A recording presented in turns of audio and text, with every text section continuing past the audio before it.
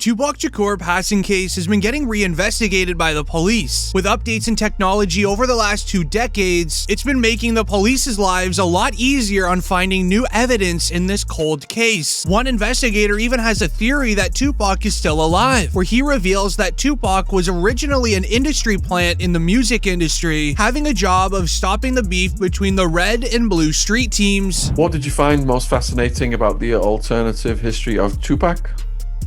Well, it turns out when I talked to Tupac's longtime mentor, political mentor, former Black Panther Chokwe Lumumba, who was his first business manager, he's told me, I basically asked, well, was Tupac only pretending to be in order to appeal to gangs and politicize them? And he said yes. And that was part of his thug life agenda that he came up with his imprisoned stepfather, Tupac Shakur. And so Tupac was just using that in order to get the and the leaders to call peace truces, first in Los Angeles, then throughout California, and then throughout the country. And that was why he was pretending to be this type.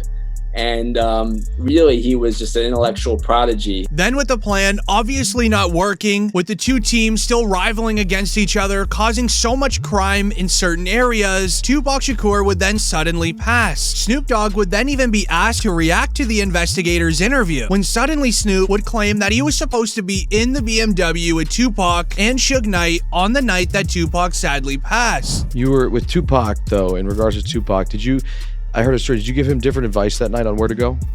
I didn't give him no advice. Right. We wasn't seeing eye to eye. Right. So saying during the Tyson. Yeah, this incident that I'm explaining to you right now was the day before that. Okay. So when they got to Vegas, they went their way, I went back. I mean, when we got to LA, they went to Vegas and I went home. That's why I wasn't in the car with them. This would end up getting the attention of the new police force investigating Tupac's passing. It would then be reported Snoop Dogg arrested and questioned to the Tupac Shakur incident. Police are questioning a recent interview by the rapper where he claims that he was supposed to be in the BMW with Tupac and Suge Knight. As the topic of Tupac during the interview originally came up, as Snoop Dogg was asked to react to Suge Knight's recent tweets of, "This little guy is responsible for the passing of Tupac," as well as another tweet from an anonymous account that states, "I've been quiet for too long. 2024, I'll be announcing what's really going on with Tupac Shakur." This makes many believe that the anonymous account is actually Suge Knight, revealing the truth through several Twitter accounts. Now, when you compare the new police files evidence from the investigator, where he claims that Tupac Shakur is still alive, to the other police files from his alleged passing, the truth then reveals itself. So allow me to explain. It all begins with a rapper named Tretch. In 2010, Tretch was interviewed on the topic of Tupac before his show. Tretch and Tupac were very close friends back in the day, even working on a few albums together. But here's where things get weird. After Tretch's interview, the cameraman forgot to stop recording. Placing his camera onto the floor, you can hear in the footage the interviewer asking Tretch about Tupac, to which Tretch responds, "Last time I saw him, he was in Cuba." So if you ain't ready for it, get on the sidewalk. One last question.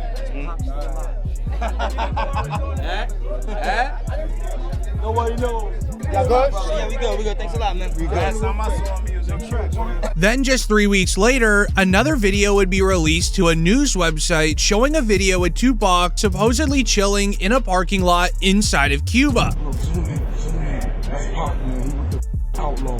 And Reg from Holla Back is trying to be friendly and get autographs. Holla Back exclusive, baby. Holla Back. As that entire sequence is what started the Tupac being alive inside a Cuba theory, which still remains the biggest theory to this day. Suge Knight also agrees that Tupac is alive and well. He has said so in so many interviews over the course of the last 2 decades. One interview from Suge Knight makes a very convincing case towards Tupac still being here. Suge Knight would state that Tupac was doing fine in the hospital before his passing. He said, "When I left that hospital, me and Tupac were laughing and joking. I don't see how someone can turn from doing well to doing bad." I mean, when I left that hospital, me and Pac was laughing and joking. So I don't see how somebody can turn from doing well to doing bad. So you seriously think that he might still be alive? I'm gonna tell you this, Pac, You never know. But what's weird about this is that according to police records, Tupac was supposedly in a very deep sleep when he arrived to the hospital. So how would he and Suge Knight be laughing and joking if Tupac was allegedly sleeping? It doesn't really seem to add up, but when you compare it to a 2008 interview 10 years apart, Suge Knight said the exact same thing. Tupac was alive and he was well. So he was conscious on the way to the hospital. He was conscious on the way to the hospital. He was conscious in the ambulance. He was conscious after they did the surgery. What was the last thing that he said to you? They left. The concerning part was after the 2008 interview, the day after, Suge Knight almost lost his life at a nightclub when a man used a firearm in his direction 6 times. Suge Knight was hesitant to tell the police anything. He didn't want to tell anyone because he knew immediately that it was likely from him talking about Tupac during a public interview. The son of Suge, being Suge Knight Jr., also made the exact same mistake. In 2018, Suge Knight Jr. took it to Instagram stating that Tupac was alive and that he was living in Malaysia. Right after, he would then post another photo to Instagram showing a text conversation where someone says, "You have said too much, it's now time for you to go." This is then when Suge Jr. would begin posting several photos of Tupac alongside modern day celebrities such as 50 Cent and Beyonce. He made it seem like someone was going after him for leaking all of this info, just like someone went after his father for doing the 2008 interview. Even on the photo with Tupac and Beyonce, Suge Jr. captioned it, "He never left us, but they'll be after me soon." Some believe it's a publicity stunt for Suge Jr. to gain social media clout, but others believe that it was all factual, as he would be the one to know more about the case than anyone else in the world, considering who his father is. Now, when you compare all of that evidence of Tupac being alive to all of the police reports that I'm about to break down, you can start to see the truth behind Tupac being alive or not. The police very recently arrested a man named Keefe D in connection to the crime. For 27 years, the family of Tupac Shakur has been waiting for justice. We are here today to announce the arrest of 60-year-old Dwayne Keith Davis, aka Keefe D, of Tupac Shakur. Davis was arrested this morning by my LVMPD criminal apprehension team, and this investigation started on the night of September 7th, 1996.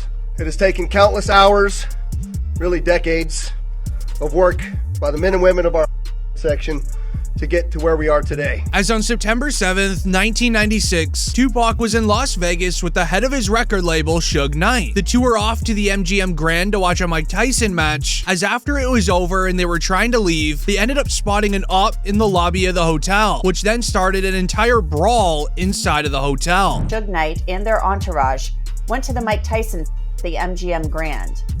Keefe D and his nephew, Orlando Lane Anderson, and 2 of their friends were also there. Keefe D told LAPD Detective Greg Kading more than a decade ago, in a proffer that couldn't be used against him, the shooting was retaliation after Tupac jumped Orlando and him up at the casino. Surveillance cameras recorded the fight. Tupac was angry that Lane had stolen his necklace years prior in Compton.